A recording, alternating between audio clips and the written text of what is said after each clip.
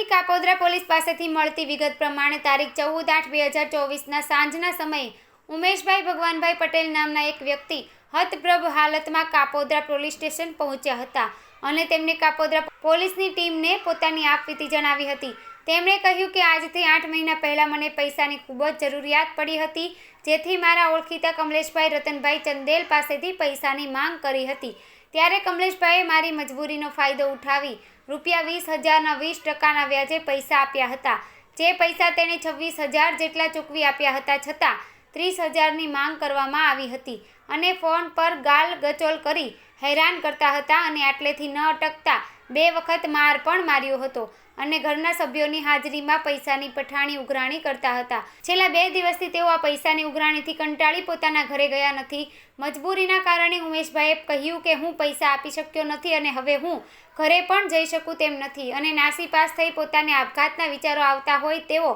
જીવનથી કંટાળી ગયા હતા। ત્યારે સોશિયલ મીડિયા અને ન્યૂઝપેપરમાં પોલીસ દ્વારા જે વ્યાજખોરો વિરુદ્ધ કડક કાર્યવાહી કરવામાં આવી છે તે મામલે વાંચ્યું હતું, જેથી તેઓ કાપોદ્રા પોલીસ મથકે પહોંચ્યા હતા।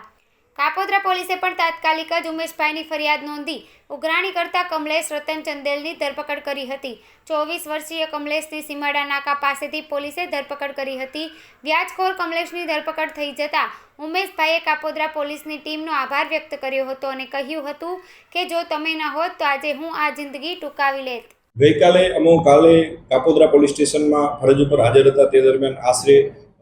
બપોરના સમયે એક અરજદાર ઉમેશભાઈ પટેલ જનતાનગરમાં ગાયત્રી સોસાયટીની બાજુમાં જે રહે છે તે અમને મળવા આવેલ અને અમારી સમક્ષ પોતાની આપવીતી જણાવેલ કે પોતે વ્યાજના ચક્કરમાં ફસાયેલ છે, જેથી તેની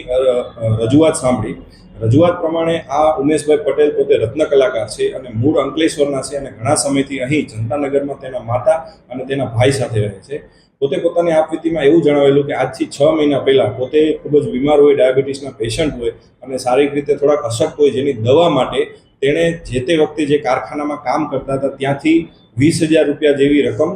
ઉપાડ પેટે લીધેલી અને એ ઉપાડ પરત કરવા માટે તેણે કમલેશ મારવાડી નામના એક વ્યક્તિને ગાયત્રી સોસાયટીમાં એનો પરિચય હતો, તો તેની પાસેથી 20% વ્યાજના સ્વરૂપમાં 20,000 રૂપિયાની રકમ આજથી 6 મહિના પહેલાં લીધેલી। આ રકમમાં 20,000 રૂપિયા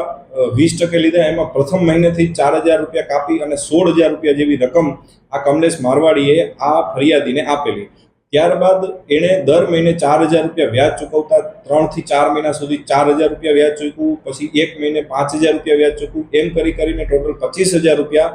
જેવી વ્યાજની રકમ એણે ચૂકવી દીધી। ત્યારબાદ આ રત્ન કલાકાર ઉમેશભાઈને 2 મહિનાથી કામ ન હોય, પોતે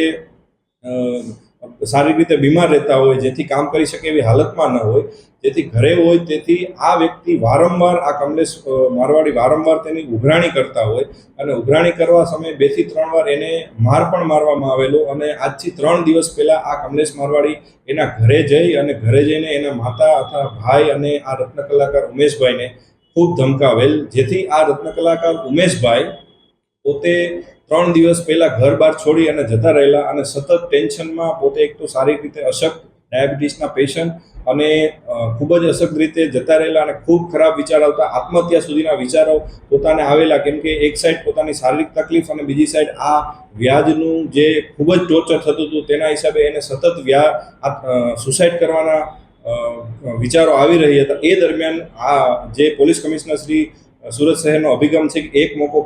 પોલીસને આપો, એ અંતર્ગત તેણે કોઈ ન્યૂઝપેપરમાં વાંચેલું કે વ્યાજના ખપ્પરમાં કોઈ પણ હોમાયેલું હોય તો પોલીસનો તાત્કાલિક સંપર્ક કરો, આવું એને ન્યૂઝપેપરમાં વાંચેલું, જેથી એને હિંમત આવી અને ત્યારબાદ તેના એક મિત્ર જે એના જૂના શેઠ હતા જ્યાં કામ કરતો હતો ત્યાં જઈ અને એણે કીધું કે ભાઈ આ રીતના હું ફસાયેલો છું તો પોલીસ મારી મદદ કરશે કે કેમ, આવું છાપામાં આવેલું છે। જેથી તેના શેઠે તાત્કાલિક જણાવેલું કે તમે તાત્કાલિક જઈ અને કાપોદ્રા પીઆઈને મળો અને જેથી એ અમને મળવા આવેલો, પોતાની આપવીતી જણાવેલી, તેની ફરિયાદ તાત્કાલિક લીધી। ત્યારબાદ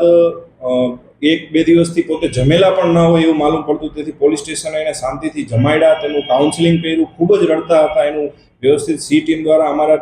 દ્વારા કાઉન્સિલિંગ કરવામાં આવેલું, તેના પરિવારના સભ્યોને બોલાવવામાં આવેલા અને આરોપીને પણ ગઈકાલે આ ગુનાના કામે ઝડપી આપવામાં આવેલ છે અને